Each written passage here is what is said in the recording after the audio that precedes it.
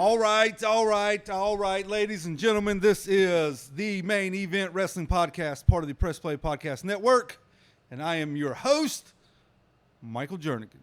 And I am joined by my tag team partner, the one and the only, the icon. Yes. Jan Patterson. That's What's right. happening?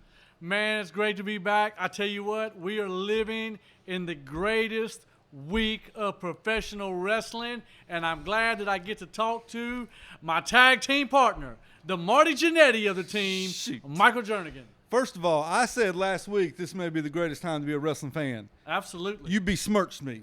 Well, I wasn't thinking all the dates, right? By God. I take that back. But, man, this week has been so good. And by the way, I'm not Marty Jannetty. Oh, you are the Marty Jannetty. I'm Shawn Michaels. I'm the Bret Hart. I'm the big boss man. Oh, he's coming up later. Big boss man, Akeem. He's coming up later. Akeem, the African Dream. That's all right. right. Y'all listen, we got a full packed show. We got a lot of stuff to talk about. However, usually we start our show with a Monday Night Raw review. Not today. Today, we are starting with the brand new Wednesday Night Wars and Wednesday night, I almost forgot what it was. AEW Wednesday Night Dynamite. Yeah. Live on TNT. Jammer, before we go through some of the matches, what'd you think about the show? What'd you think about the way it looked? Just what was your overall feeling about the very first Wednesday Night Dynamite AEW show on TNT? Which, by the way, the last time there was wrestling on TNT was March of 2001. Yeah. Think about what has happened between March of 01 Oh, yeah. till, what is this, October of 2019. Crazy. Right? I was a 20-year-old Michael. Yeah. Now I'm 37-year-old Yeah. Michael. The Twin Towers, 9/11 had not happened Right. yet, which that changed the world. That had not happened yet. George W. Bush was president. Right. There was no Obama. There was no Donald Trump. A lot has happened since the Crazy. last time we had wrestling Yeah. on TNT. Well, I tell you, man, I got home about 7:30. I got to grilling my steak. I got my potatoes. I got my salad. You didn't go to the Sizzler. Man, I didn't go to Sizzler last night. It was closed. Okay. I think Jericho was in town. Okay. But I was so pumped. And if you watched TNT up till then, every now and then they had segments going on, promoting 8 o'clock is kickoff. Tuesday night, they had a preview special. Right. Which, by the way, I saw they had over 600,000 viewers for their preview special. Yeah. Well, the segments was a little dicey.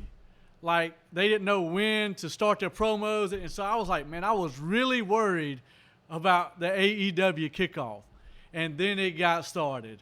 And, man, I tweeted, I think I wore my remote control out last night trying to get from AEW to NXT, back to AEW. Me and you were texting. I'm watching this, and I'm flipping, and I'm trying to eat. And, I mean, I felt like a 18-year-old kid who first learned how to use AIM Messenger, and I had about 8 girls on the line, and I was getting confused on what I was doing, but that's how excited I was about last night. Yeah, we were texting during the show. I think I told you at probably, 10 minutes after 8. I've already flipped 6 times. Yeah. Literally, I can remember the very first Nitro. Right, in 95. Right. When I was, I think I was in the 8th grade, just got done with soccer practice. Yep. I remember rushing home. I wanted to see Nitro. And I remember sitting in my bedroom, Mom and Dad's house, flipping back and forth that night. Oh, yeah. And it felt the exact same. I mean, you were yesterday. everywhere. And, and you see people tweeting, the Wednesday Night Wars and this. But the big winner, me. Me and you. Me, baby. I loved every bit of it. And if I could have found a third wrestling promotion on, I'd have probably flipped there too. That's how much I loved last night. Last night was good. I don't think you can't argue. There's going to be people, we talked about it, we tweeted about it, there's going to be people wanting to know who won the war, NXT or AEW. I'm going to be honest. Whenever the numbers come out, I want to see the numbers. They come out later today. I want to see how many viewers each had. But let's be for real. The winner was wrestling fans. Absolutely. The winners were all of us. We loved last night. I can't wait till next Wednesday now. Oh, man. It's going to be good. So, I about came out of my mask last night. I'm trying to eat that steak with my wrestling mask on. How'd that go for you? It didn't go well. I got a little A1, so I got to get a new one out this week. But, man, it was amazing last night. Speaking of a mask, your commentary team for AEW Dynamite, for Wednesday Night Dynamite, was Jim Ross, the legendary Jim Ross. Yes. Excalibur, which wears a mask. Yeah. And I think I tweeted you or texted you, said that he stole your gimmick. Absolutely, he did. And then one of my favorite wrestling podcasts to listen to, other than the Main Event Wrestling Podcast, part of the Press Play Podcast Network, was that of Tony Schiavone. I loved hearing Tony Schiavone on TV last night. I loved seeing Tony Schiavone on my TV last night. I was immediately taken back to the NWO, Yes. to Tony Schiavone, Bobby Heenan, Dusty Rhodes, old school Nitros. I loved Tony Schiavone. I'm not going to lie. I had a tear in my eye when Tony Schiavone popped up on my screen. Yes. That's how much I that guy's loved it. phenomenal. I've met Tony Schiavone a couple of times in Charlotte at the NWA Fan Fest. Super nice guy. You know, he's a big Georgia Bulldog man. Yeah. I had a Tar Heel shirt on one day when I met him, and he said there's a kid that pitches for the AAA Atlanta Braves farm team, the Gwinnett Braves, who went to Carolina. Okay. And he's a big Georgia fan, so he said he always gives him a lot of crap Right. for being a Tar Heel. I said, Tony, you better watch your mouth. We're You not going to be Tony. We're not going to be friends no more, Tony, if you keep this up. Uh-oh. But so I've met Tony Schiavone, nice guy. I thought him and Jim Ross and Excalibur did a good job last night. Great, man. I thought before we get to the matches, just overall, I thought the show looked good. Yeah, clean. It was lit. You could see everything. One of the things, if you look at the NXT product and you look at the NXT TV show and look at the AEW TV show, I think the AEW TV show looked better. Oh, if yeah. you're comparing the two. Obviously, it's a bigger crowd. Right. You're only getting like 500 people over in Full Sail at NXT. You had over 14,000 last night Right. in Washington, D.C. Excited for crowd, the too, man. Wednesday Night Dynamite. The show looked good. I love the set. I love the design. It was lit well. You could see everything. It looked like a big-time Yeah. wrestling show. So I hope that's only a preview of what's to come. The very first match of AEW Wednesday Night Dynamite was Cody Rhodes and Sammy Guevara. I had thought previously that this would be a good chance to give Sammy Guevara a win. And here's why. Cody has already been announced as Jericho's opponent for the first pay-per-view, Yep. or the next pay-per-view, excuse me, for the championship match. So Cody's got nothing to lose, right? He's established. He's in. You got Sammy Guevara, a young wrestler. He was on Lucha Underground a little bit. I saw him on there. He could come in, make a big splash, beat Cody, and then Cody could go on and do whatever he's going to do with do his Jericho. thing. However, last week when they announced that if Cody lost this match, he would be out of the championship match, I knew then, like, Cody's winning. That just took all the drama out of the match. I knew then Cody's winning. When Cody come out last night, he come out like a freaking hero. The crowd was with him. They were loud. Brandy was with him. Brandy was looking good. I texted you and our buddy Brian about Brandy last night. You said, I don't think she's wearing much clothes, to which I replied, what's the problem? Yeah. So What's the problem? Cody come out to a hero's welcome. Big pop when Cody come out. Him and Guevara had a good match. Of course, Cody got the win over Guevara with a small package or an inside cradle, as Jim Ross says.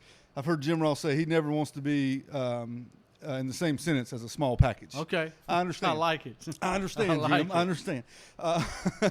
That's going to be your new nickname. Small Package Patterson. Yeah, I hear you. Small Package Patterson. Yes, sir.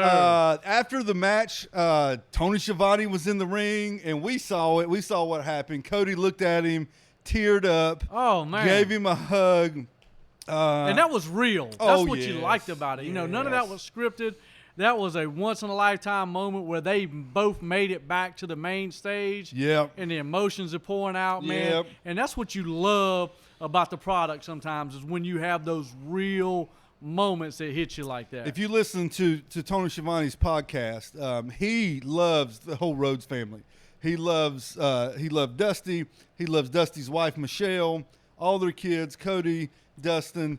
He is a big Rhodes man. And so for him and Cody to share that moment in the ring that I got to be a part of. That's right. Because I was watching. I felt like I was a part of it. Because I would have been just like Cody. I'd have been there in spirit. I loved it. So had a real nice moment. Then Sammy Guevara interrupted. And then out came Chris Jericho, the AEW World Champion, and laid an absolute beatdown on Cody Rhodes. So I enjoyed that part of it because I'm all for a good beatdown. I love a good beatdown. I love a good beatdown. It's got to be good. I mean, I know we're not going to talk much about Monday Night Raw, but it's kind of like the Brock Lesnar beatdown of Eddie Guerrero's son and Rey Mysterio, who's kind of adopted him now. The whole Mysterio family. Yeah, but we all know that's really Eddie's son. Some of y'all know what I'm talking about. Some of you don't. Go back and rewatch some old film and you'll get it. Dominic's too big to be Ray's son. Absolutely. Ain't no way he come from Yeah, he's here. Eddie's. Ain't no way. He's Eddie's. Or Mark Henry's, one of the two. Mark Henry. So Jericho come out, laid a beating on Cody, and at that moment, I flipped the channels. And we're going to talk about NXT here in a minute. But I flipped the channel, and this is where I saw my main man, Matt Riddle, and Adam Cole lighting my TV screen on fire. Man. We're going to talk about that match in a minute. But when I flipped over there, them jokers were going off, and I loved it. When you look at it, like I said, we're going to get there. That opening segment for both NXT and AEW was fire, man. I mean, they opened it up both ways with an incredible match. Man, it's hard. If you had to go Wednesday Night Wars on that one segment, man, that's tough because they were both so intense. If we're just comparing the two, I think the NXT match was better. But when you put in the Jericho beatdown, Tony Schiavone, the opening, the whole deal, the crowd into it. Yes, Cody's entrance, man, it was all good. Yeah. It was all good. No complaints from me. I did like when Jericho was leaving, Tony Schiavone was standing the aisleway. He gave Schiavone a little push. I love it. Should have gave him the Judas effect on the way out. Oh, if he would have hit Tony with that elbow. Oh, Lord.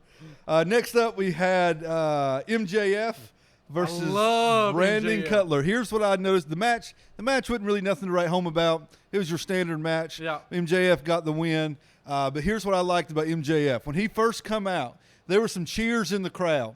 You heard some people cheering. Yep. He had a microphone. He shut them fools down. Quickly. Within 3 minutes of him coming out, he had the whole crowd, 14,000 people, chanting and calling him an a-hole. Yeah. I love it. Yeah. Here's what somebody tweeted, and it was a great tweet. I wish I could remember who does. I would love to see The Miz on a mic and MJF on a mic just to see, because, I mean, both of those guys are legit at bringing some heat on the microphone. And then they're both great in the ring. And so, man, I thought, but MJF is incredible. He got the crowd. I mean, he's going to be the ultimate heel in AEW. So I'm looking forward to see what they do with this guy. And that Joker's like 23 years old. Yeah, he's young. He's young. He doesn't play Dungeons and Dragons. In case you haven't heard, he is not a Dungeons and Dragons fan. But MJF's going to be good. Followed that up, we had Adam Page and Pac, the former Adrian Neville from NXT and WWE. I got to say this. These two had a match. They were supposed to have a match at Double or Nothing a couple of months ago. Yep. Something happened with wrestling politics or visa, passport, whatever happened. Right. They ended up having a match over in England. I've got to say this. I have not seen Neville or Pac wrestle since he left WWE. He's good. Man, listen, this Joker, he looks like a bad guy. He does. Got the hair in his face, got the big black beard. So you didn't see the Pac Omega match? No, I did not. No. Man, let me go and tell you.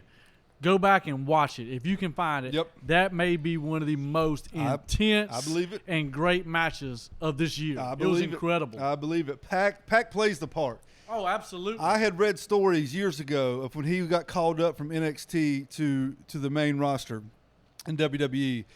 Remember he come out, he had on a cape? Yep. Remember that? I had heard or I had read that was Vince's image or Vince's vision of Mighty Mouse. Yeah.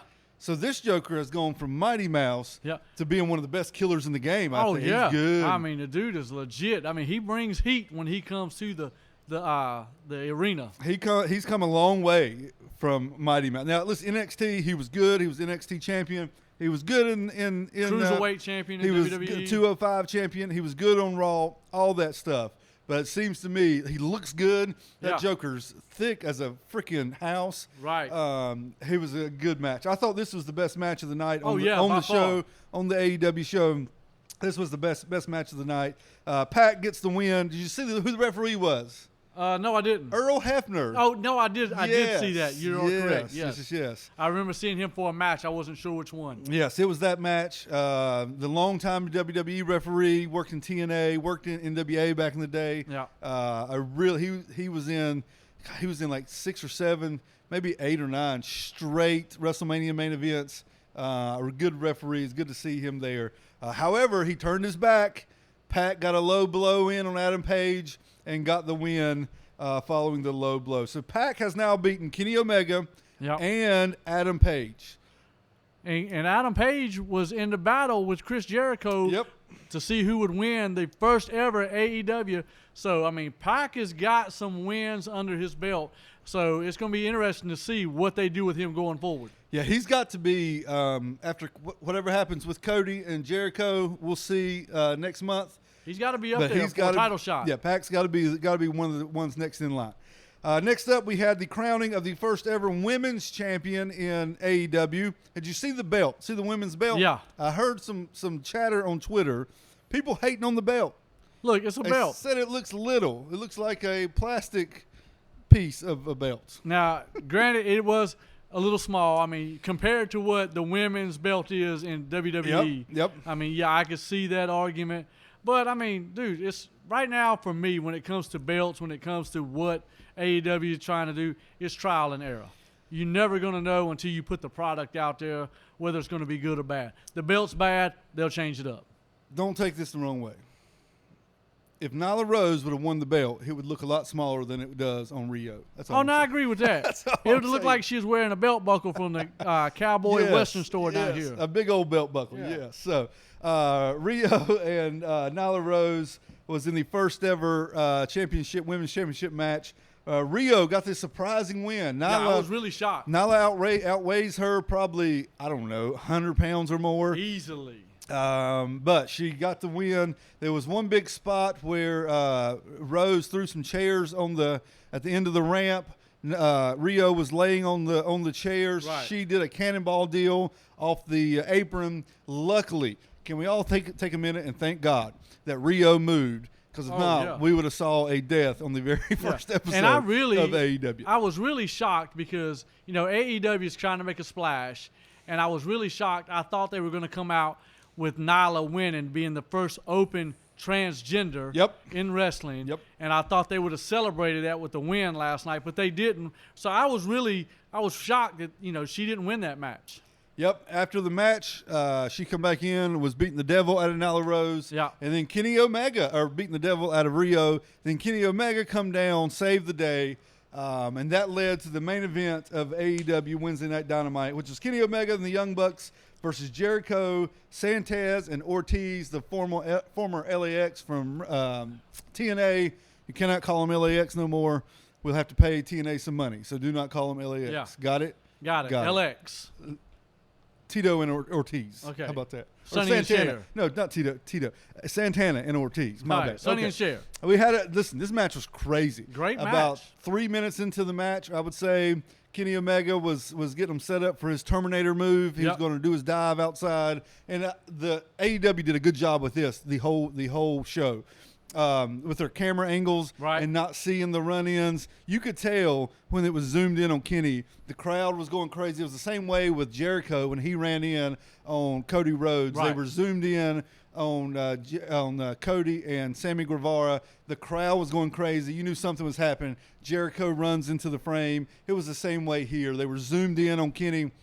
The crowd was going crazy. And then you see the returning Jon Moxley pop up behind Kenny, and what a great shot that was. Kenny was looking straight ahead, and Moxley looking behind him, just waiting on him to turn around. And they went on to have an absolute beaten Slugfest. all through the Coliseum there in Washington. And finally got the DDT on the glass table. Yes. So Moxley, to me, took more of the beating of that because your back hit it more than anything. Yeah. But, man, that was great.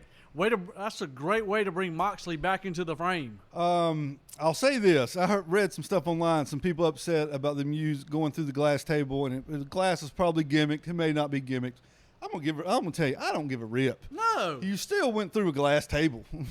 Look, man. Do you remember Kurt Angle trying to throw Shane McMahon through that glass panel Right. at King of the Ring, and he didn't go through, and that glass was gimmicked. And here's the thing. Go back to the barber shop. Yeah. One of the greatest segments of somebody going through glass. Marty Jannetty in Marty 92. Jannetty, Shawn Michaels, super Your kick. man. Yeah, you went through the glass. And so, I mean, those things, I don't care if it's gimmicked or not, those things make you remember that moment in time. When you say Jon Moxley came back to AEW, the first thing people are going to say, man, he put him through that glass table.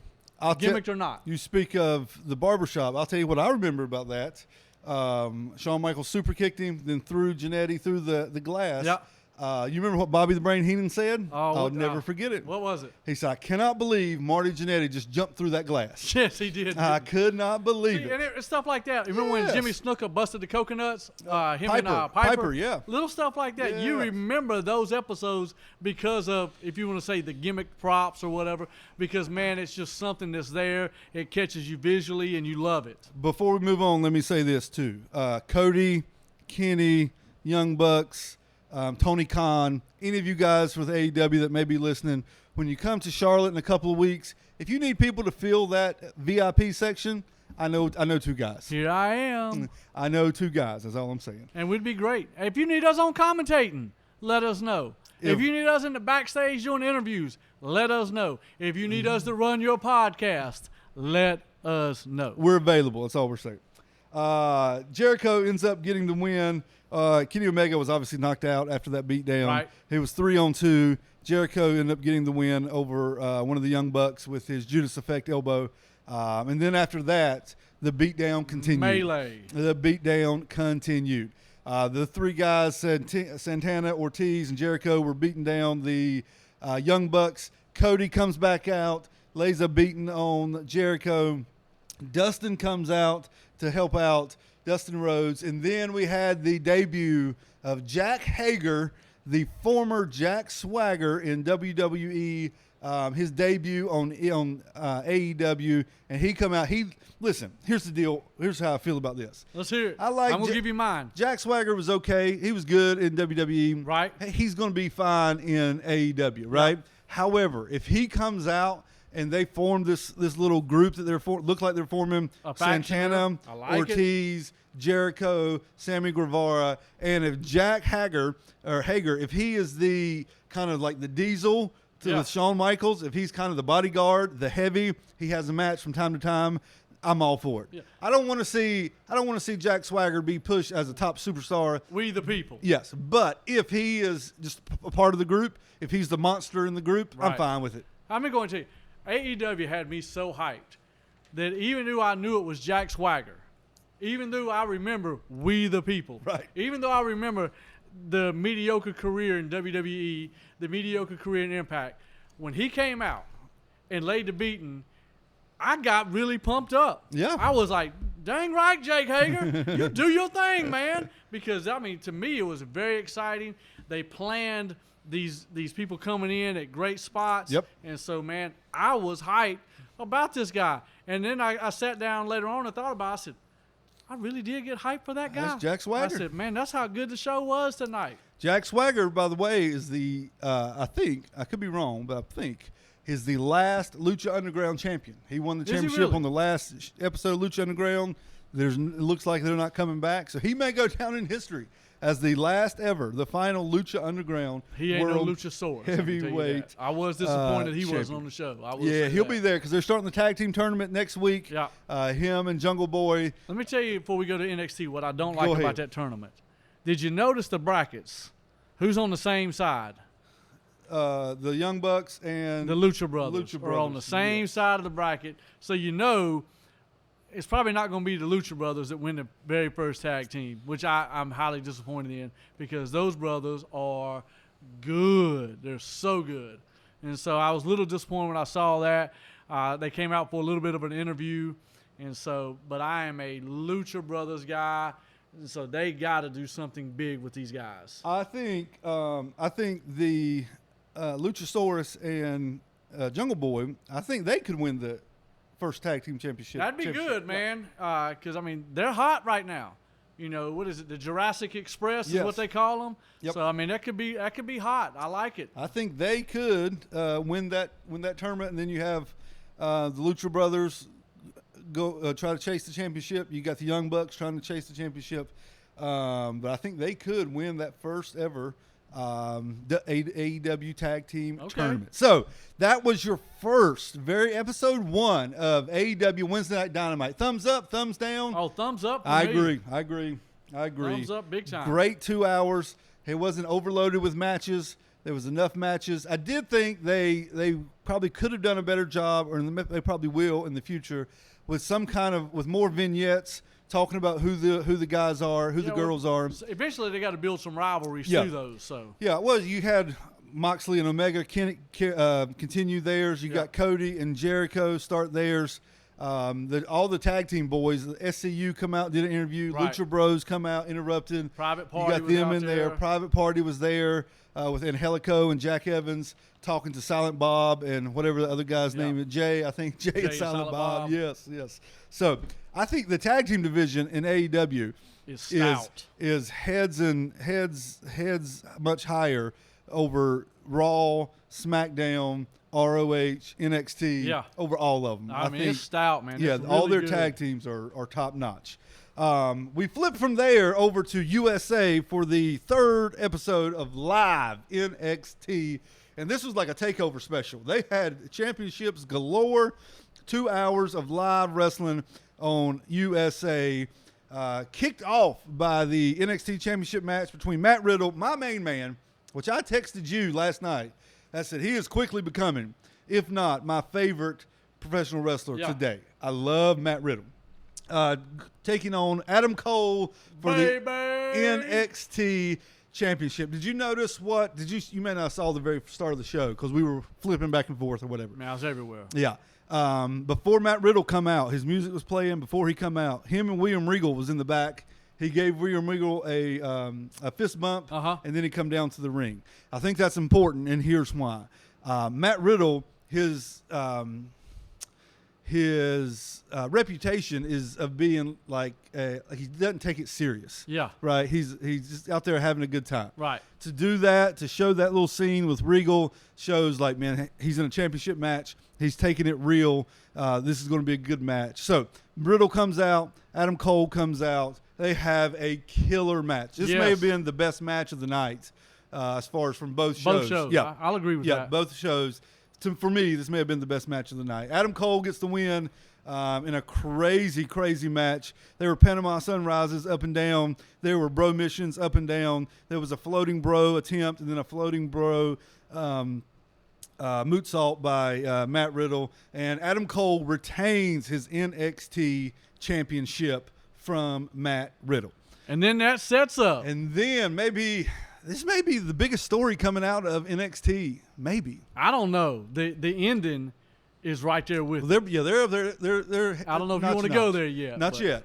What's my man's name? Finn Balor. Adam Cole was in the ring celebrating. Finn Balor's music plays. He comes down. Place goes, wow. Yeah, standing in the ring, grabs the microphone, looks at Matt Riddle, and says these words. As of right now, Finn Balor is in NXT. I love it. And I think there's probably not a happier person in professional wrestling than Finn Balor. Oh, I agree. To get away from Raw and SmackDown. He was pushed. He was the first ever Universal Champion, and he did great. He never lost his belt. Got hurt, had to give it up. And he's won the Intercontinental Championship since then. The Demon, Finn Balor, he's done some good stuff. Yep. Whatever. They just don't know how to use him in Raw. I think he is happy. I think he would be happy. He's a much better fit in NXT than he is in Raw or SmackDown. Yes. So I agree. I think he is just happy as he could be to be there. I see in the very near future with the third person we'll talk about later, a triple threat match for the NXT belt. Maybe so. I'm calling it. Y'all heard it here first. Main Event Pod. You heard it here. You know how your predictions go. They're incredible. Flair was supposed to be on AEW last night, by the way. I didn't say last night. I said in the near future. There's still time. All right, after he gets paid for that Saudi Arabia deal. After the championship match, we had your boy, the Velveteen Dream, come out for a promo challenging Roderick Strong for the North American Championship. I thought they were going to have a match last night, but I guess I missed her. Or they Velveteen come out with his harem of women. As only he can. Yeah, he did. And just stole the show, baby. He is so good on the mic, man. So good. He had some stumbles last night, but listen, we do public speaking in our jobs. A stumble while you're speaking is going to happen. Right? Yeah, so especially live. Yeah, I mean, that's fine. It's not like we get 4 or 5 takes to do this like for us here. Yeah. People think we may sit here all day. Dude, we go here 35 minutes, we're done. This is one take only. That's how good we are. Yeah, there is no editing and cutting and pasting and everything going on here, my man. What you hear is what you get. Yeah.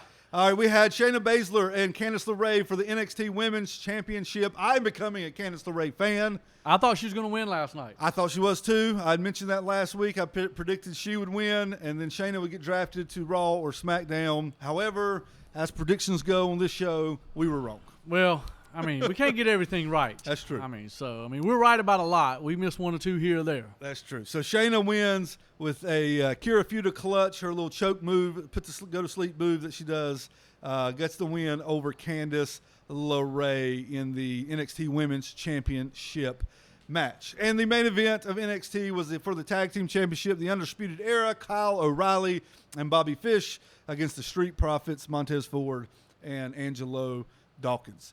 This match was a long match, I thought. It was good, though. Yeah. Real good match. I saw some people online saying this was the best match of the night. It was good. It wasn't as good as Riddle. I don't think so No, either. I mean, it was good. I think the Street Profits lose because they're getting drafted up. Yeah. I don't think they're going to stay down in NXT because of all the little segments you see on Raw each week. So I think they're heading out the door. Yeah. So Roderick Strong does a little interference, not a lot, but a little bit. And then Kyle O'Reilly, Bobby Fish hit the high-low action and get the win to retain the NXT Tag Team Championships. Thumbs up, thumbs down for NXT. Oh, thumbs up. I thought both shows were great, man. Like we said at the beginning, we were the winner last night. Yeah. I tell you, I mean, here's how I'm going home today and during Thursday Night Football. You know what I'm going to be watching during timeouts, halftime? NXT and AEW, because I know I missed some stuff. Just see what you missed. Exactly. That's how good of a show it was. I understand. All right, we got coming up this weekend, Hell in a Cell, coming up Sunday night live on the WWE Network. $9.99. $9.99 will get you. If you sign up as a new subscriber, you get it for free. I don't know how I feel about that. I've been a subscriber for years, and I don't get nothing for free. Get nothing. Anyway. So we're going to run through a couple of the matches here. We got predictions, my friend. Oh, we got them. We got predictions. First up, let's start with Bayley against Charlotte for the SmackDown Women's Championship. Who you got, Patterson? Oh, let me go with... We picked Charlotte to win at the last pay-per-view, Clash of Champions. We were wrong. Oh. Believe it or not. Who are you picking? Go ahead, I asked you. Who are you picking? Bayley. You going with Bayley? Yeah, they're going to continue the Bayley Sasha deal. I agree. I'm going with Bayley. As much as I don't want to, I'm going with Bayley too. I hope I'm wrong. Oh man, I'm predicting Bayley, hoping that I'm wrong. We hope we jinx her. Yes. Next up, we have Roman Reigns, Daniel Bryan against Rowan and Harper. We said last week. We know what's going to happen. I'm not so sure now. It's going to happen because of the last SmackDown. We had Rowan again laying a beating on Daniel Bryan. Yeah. So I don't know that they can turn this whole deal after all these beatings. They can. It's going to happen. We'll see. It's going to happen. So you got it's like the Mega Powers broke up. Yes. All right. You got a no contest. Daniel Bryan turning on Roman Reigns Sunday night, beating the fire out of Roman Reigns. I got Roman Reigns and Daniel Bryan winning, and this moving on to something else. Not happening. All right, we got our first Hell in a Cell match with Becky Lynch, and Sasha Banks for the Raw Women's Championship. Here's what I read. Okay. This is crazy, but I actually like this idea. Who's the source? It was one of these old school wrestling little sources online. Okay. The Fiend is going to cost Becky Lynch the match to get at Seth Rollins before their match starts. And so Sasha's going to win with outside interference from The Fiend is what somebody's predicting. I don't know if that's true or not, but I like the setup. I will give you that. But I have Sasha Banks winning anyways.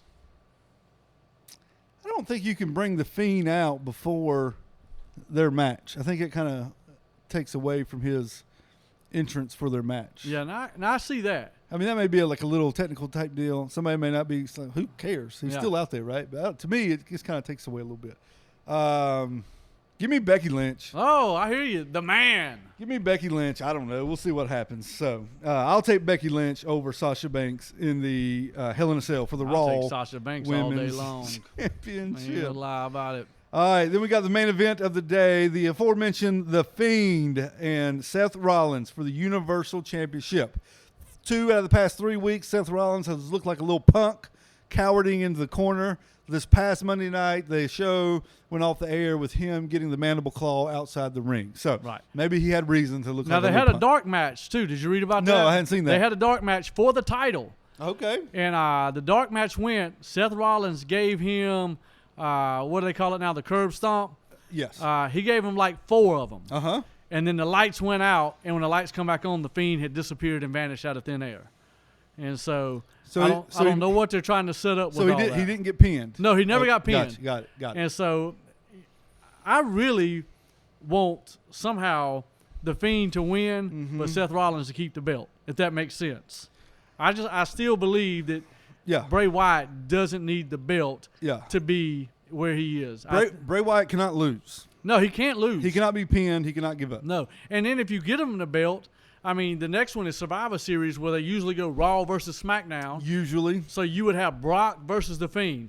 Who are you going to lose in that match if that happens? I agree. So I'm hoping somehow The Fiend just beats him down terribly and vanishes, and somehow Seth Rollins retains the belt. There's a couple things in play here. One being what you said. Got Kofi and Brock coming up on Friday night, Survivor Series in November. They usually do a champion versus champion non-title match. They don't have to, but they usually do. Right. So that's got to be in play. I really don't care nothing about seeing another Brock Seth match. I don't care nothing about seeing a Fiend Kofi Kingston match. Yeah. I'm not big for a Fiend Brock Lesnar match. I'm really not. I am if the Fiend wins. Oh, now yeah, but it's just there's such different styles there, and I know there's a lot of different styles with the Fiend and everybody else right now. But I mean, usually Brock's matches either goes he dominates you and pins you, or he dominates you, plays with you, and then somehow you squeak an upset. And so I don't see them letting Brock dominate the Fiend in any way possible. I agree. And I don't see Brock letting that happen. Well, I don't know. He let Goldberg do it, so I could be wrong. Let me put this out there. Last week, or 2 Monday nights ago, they were in Tennessee. Kane come back. He got the mandible claw. Could that be a setup for The Undertaker? Because he attacked his brother. To interrupt the championship match Sunday night and cause Seth Rollins to retain the championship. I like it. And that will get the Fiend out of the match without losing, but not have the championship. And he still looks strong. Yes. I like that. And set up an Undertaker Fiend match. Good call. Possibility. You heard it here first. With all that said, give me the Fiend to win the championship. Yeah, I'm going with the Fiend too. As much as we don't want him to, he's walking out WWE, with the belt. listen, we're all assuming Brock's going to win tomorrow night against Kofi Kingston. Right. At Survivor Series, you do not have to have champion versus champion. That's all I'm saying. No, not at all. That's all I'm saying. All right, speaking of Hell in a Cell, we've been counting down the top 3 matches in Hell in a Cell history. Number 3 was Mick Foley, it was Mick Foley and Triple H. Number 2 was Undertaker, Mick Foley. Undertaker, Mankind when he got thrown off the top of the cage. We believe, as voted on by us, the number 1 Hell in a Cell, the best Hell in a Cell match in the history of Hell in a Cell matches was, excuse me, I just about died here on live radio, was the first ever Hell in a Cell match from the Bad Blood pay-per-view in 1997.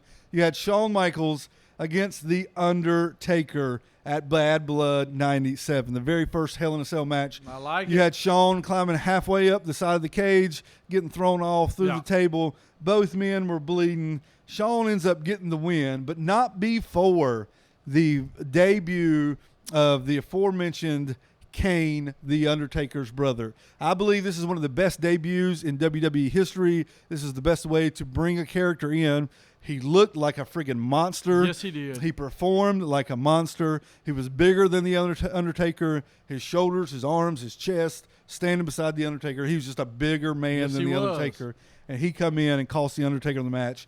And Shawn Michaels got the win in what we believe to be the best Hell in a Cell match in WWE history. By the way, there is a really good documentary on the network about this match and all the things leading up to it, where the Undertaker makes a statement that he hated Shawn Michaels so bad at this time that if Shawn Michaels was on fire, he wouldn't piss on him. My man, I love it. He wouldn't piss on him. Yes, good All right. stuff. We got SmackDown coming up tomorrow night. Of course, we got Brock and Kofi. We both think Brock's winning unless there's a big swerve in there. There's no swerve. We'll see.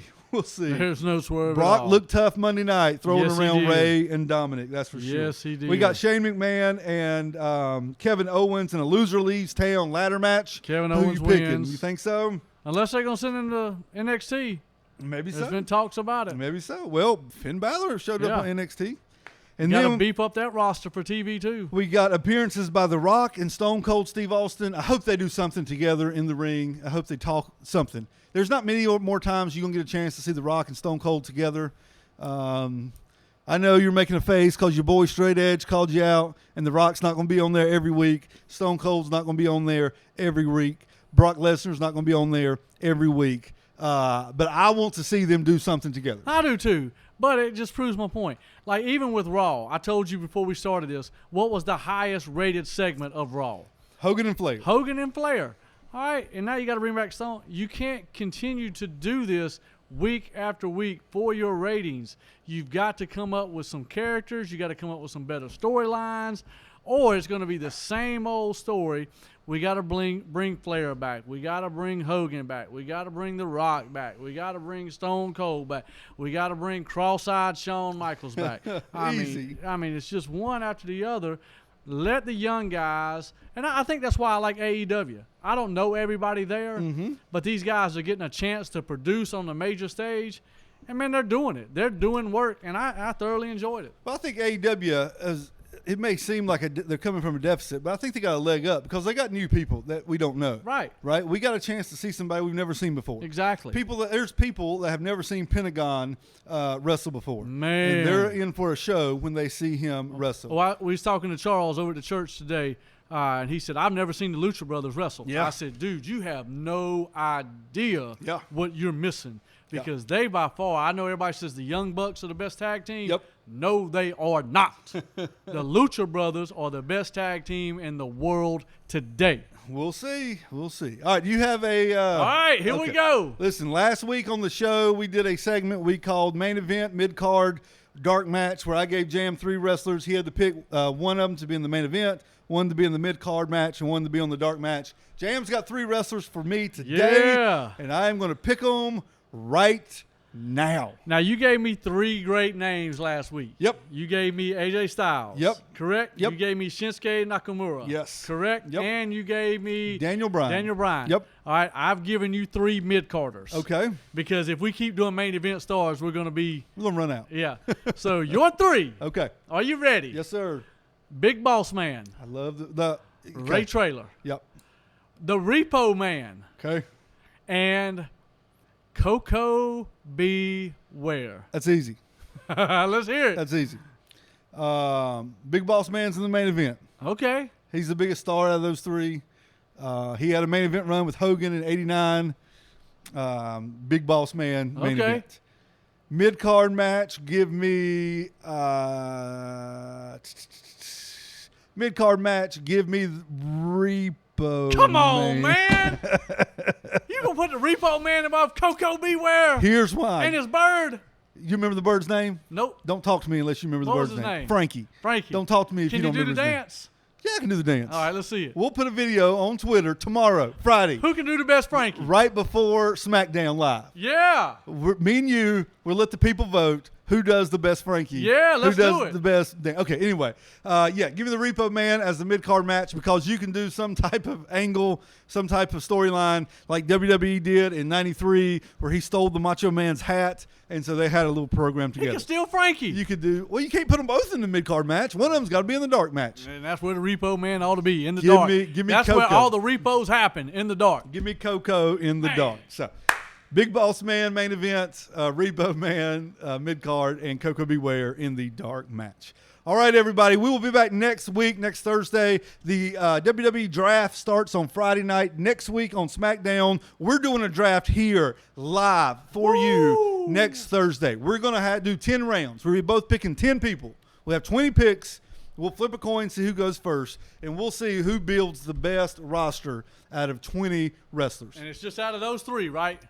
NXT, SmackDown, and Raw. Yep. We'll print out a list of the roster for WWE, and we'll pick. Y'all pick 10, you pick 10, and we'll see who gets the best roster out of the 10. So that's next week right here on the Main Event Wrestling Podcast, a part of the Press Play Podcast next Work. Hey, good win for the Browns. About time y'all done something up there. Overrated. All right, y'all. We'll see you next week. This is Michael and Jam Patterson. Peace. The Main Event Wrestling Podcast.